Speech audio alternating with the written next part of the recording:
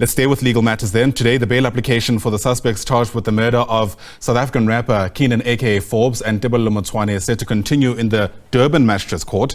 The accused face 12 charges, which include murder, conspiracy to commit murder, unlawful possession of firearms and ammunition, as well as money laundering. As always, Jade Paulse is part of our team watching those developments, and she joins us now live. And Jade, I suppose we're expecting much of what took place yesterday to continue today. Perhaps give us a sense of some of the salient points that emerged from some of the, arguments that were being put forward by the accused yesterday. Well, a very good morning, Ayanda, and to the viewers back at home that have just joined us here at the Durban Magistrate's Court. All eyes are going to be on the testimony of the fourth accused, Motsoane. He is said to be the co-orchestrator and the mastermind behind the plot to kill, aka, and we're going to be unpacking his sworn statement today. But just looking at what transpired yesterday, the state, as well as the defense attorneys, did deal with the sworn statement of Lingane Ndamande. He is the second accused in this matter, and very, very explosive testimony from his affidavit, where he says that he was arrested at Mapanya Mall in Gauteng, that he faces several other charges apart from this aka a murder case, that the National Intervention Unit actually assaulted him whilst he was in police custody and forced him to make a false confession with regards to his involvement in the aka case, as well as forced him to also oust some of the suspects in this matter. He then went to say, Ayanda, that the two accused in Eswatini, who he's related to, were also forced to make confessions, as well as they fled to Eswatini because the family of the accused were also threatened by the National Intervention Unit. So very explosive testimony coming out of yesterday. So today, all eyes are on the fourth suspect, but to unpack this more for us, I am joined by our legal expert, Abigail. Abigail, always a pleasure to speak to you. I imagine that today we're going to hear the sworn testimony of the fourth suspect, Motsoane. He is said to be the co-orchestrator and mastermind, and this is all going to link the other suspects. It's going to be very interesting to see what he has in his affidavit and how he proves to this court that he should get bail. Yes, today is going to be one of those days. But of course, I think we'll start from where we adjourned yesterday with the issue of the previous applicant's affidavit, where they wanted to attach certain information which the court said it cannot look at this particular stage.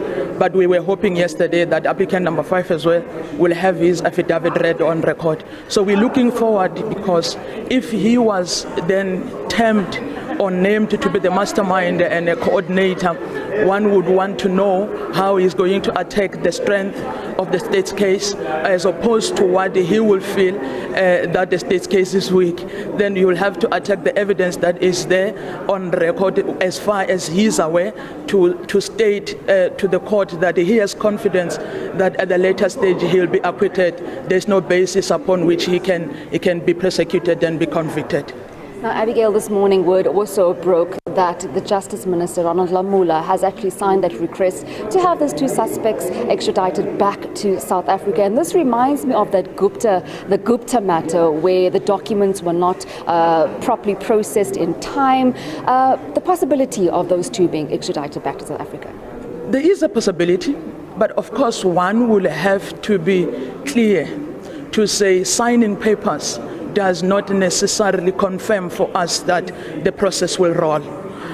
This is just an initial stage, which we have always been waiting for a formal application to be done and be handed over to the authorities of Eswatini. That is when it's going to go to the court in Manzini for the court to consider in terms of the SADC protocol and extradition, to check if it does fit within how it's supposed to be framed. There are things in the SADC protocol for extradition which the court will consider.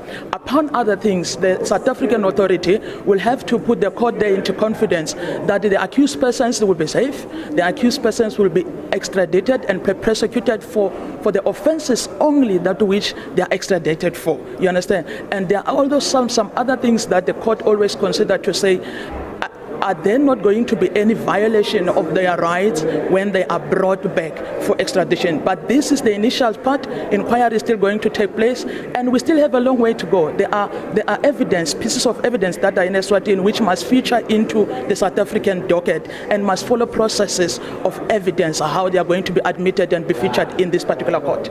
Thank you so much, our legal expert there, Abigail Ngubeni. And I'm sure our reporter, Nhlanhla Jele, that has been following the Eswatini matter is going to be bringing us more on the extradition. I'm just going to see if I can't rope in the lawyer representing third accused in the matter, Yolanda Gilling. Ms. Gilling, just to speak to the possibility of finalization today with regards to these affidavits. How long will this take? Today is 2 affidavits. We've had the affidavit read in for 3 accused. Today will be 2 affidavits. The state is going to ask for a week to prepare its opposing affidavit. We've got the next court date set for the 27th. On the 27th, the state will give the opposing papers. We will have an opportunity to reply to those opposing papers with supplementary affidavits. It won't happen on that day because we'll have to first go through the affidavit, then have an opportunity to draft them. So the court might say roll it for the Wednesday or roll it for the Friday or give you a week. So we have another adjournment then.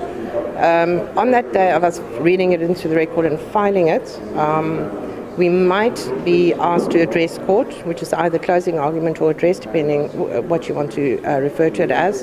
And then the court might say we'll stand down for judgment at 2 o'clock, or have judgment immediately ready, or adjourn for judgment, because there's too many things to consider to just deliver judgment immediately. So it's going to be a while still before this finalizes. I'm just listening to you. I imagine this is probably going to take a month before. It could be a month because the 27th is already at the end of the month.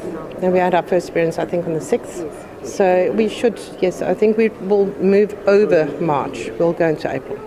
Thank you very much. Yolanda Gilling there, representing accused number 3, Siyanda Eddie Mears, just breaking down what exactly is going to happen, saying that these accused possibly will only receive a verdict with regards to their bail applications within a month. Ayanda, it's back to you in studio. Absolutely. We'll keep watching developments and how they unfold. Jade Paulse for now. Thanks very much indeed. Jade is live to us from the Durban Magistrates Court.